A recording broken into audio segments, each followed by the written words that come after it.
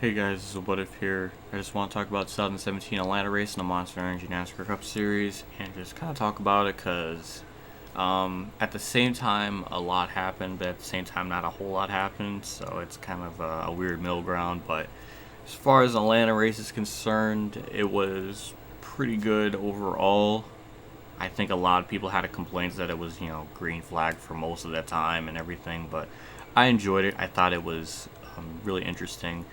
Um, right off the bat, I'm just looking at my notes. Right off the bat, like first lap, we got McMurray doing something stupid, so almost wrecked Logano, which I always approve of that. But normally you don't want to do stupid things on the first lap. That's not really a good thing. But putting bias aside, it was dumb.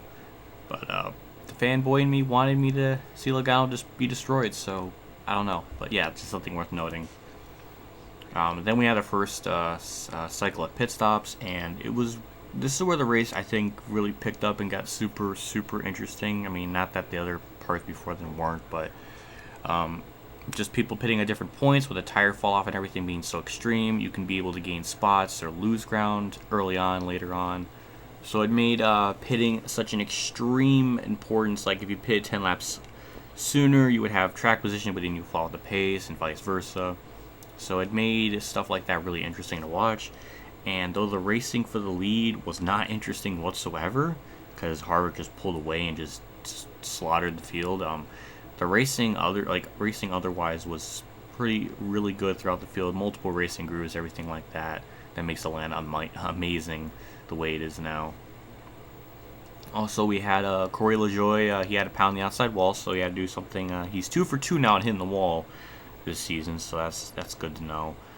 They didn't throw out the caution, which is good. Normally they throw out the caution for that or just somebody getting nearly close to the wall because it's happened before in the past. So I'm glad they didn't throw it for that. Harvick wins stage one.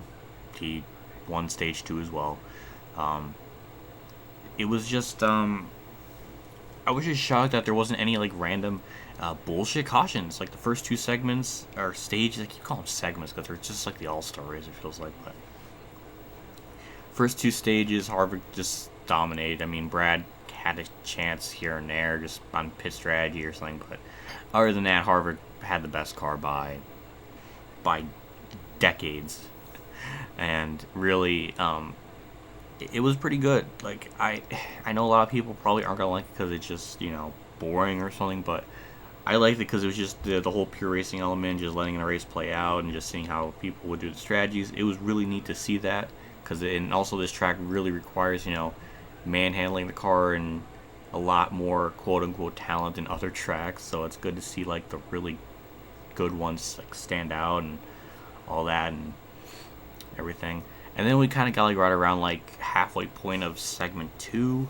There was a phantom debris caution. I can't really say phantom debris caution. It was more of like a water bottle. They said it was a water bottle. We never saw this water bottle, so if you take their word for it, it's another needless caution, I think, because it was near pit road. But hell with it. We need to have a caution, anyways, because the race was too boring. Fuck it. So that was dumb, but. And then you got to like the last, like the last like 10 laps of the race, and here we go. We got Kyle Larson again trying to do something with his career, and leading the race, and he's just like, "Gee, I'm gonna try the outside line," and it done fucking not work, and he got screwed. It's amazing how Kyle Larson either chokes the race away, has bad luck, or just that shit happen. Like it's like he doesn't want to win. He just doesn't feel it in him to win. So he decides to just throw it all away. It's frustrating because like I do like Kyle Larson, and for the equipment he's in, he's doing way much better than what he's honestly being given. So just imagine if he actually was like with a Penske team, Hendrick or Gibbs, like he would be so much better. It's a scary thought because Larson is way too good to be with that team. Just when I thought Harvick had the race won and kind of in the bag, he got a speeding penalty for the first time in the entire race. So that made the entire race just super interesting because then we knew Harvick wasn't going to win because he had the best car and I was assuming he was going to win, but no.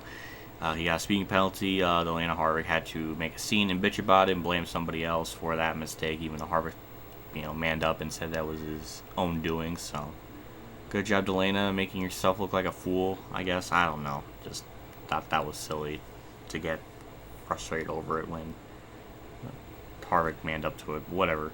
But, Larson had the lead with like 10 to go, and I think with like 8 laps or 7 to go, he decided it was a great idea to go on the outside and lost the race because of it. So, who knows if he maybe stayed on the bottom the entire rest of that race, maybe he would have held off Brad. But no, Larson he didn't feel like winning. He just doesn't have it in him anymore.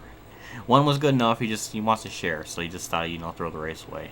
Obviously, I'm kidding, but it's just, god damn, it's amazing how he chokes so bad these races or something. But Brad ended up winning, and so many people trapped a lap out. Other people had issues. I mean, as a race, as it's on its own, it was not as good as like the 2016 Atlanta race, but it was still a very solid one regardless. But I know this is probably a very polarizing thing just because it was such a long green flag run, even minusing the stages and everything. Like we wouldn't have had a caution until like 3/4 of the race, which would have been much later on than last season.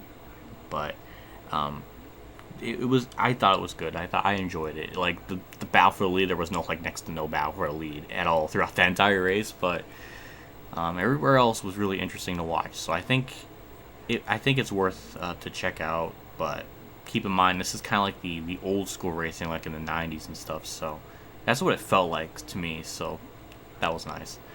But yeah, that track's amazing. I hope they don't repave it. There's been some rumors going around and some things saying that they might not. So we'll see what happens. I hope they don't, just because this track is unique on its own now, just how it drives. And I think if you pave it, it takes away that.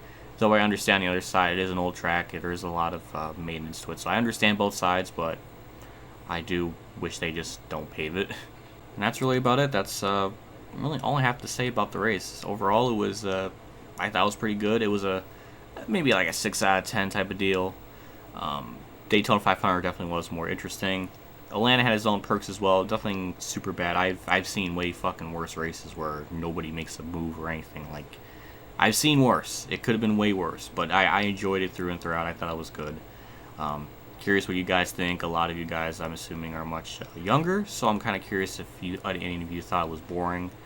So, I don't know. Just interested to hear what other people think about it. But anyways, that's all I have to say. We'll see what Vegas brings next week. And as always, have a good day, everyone.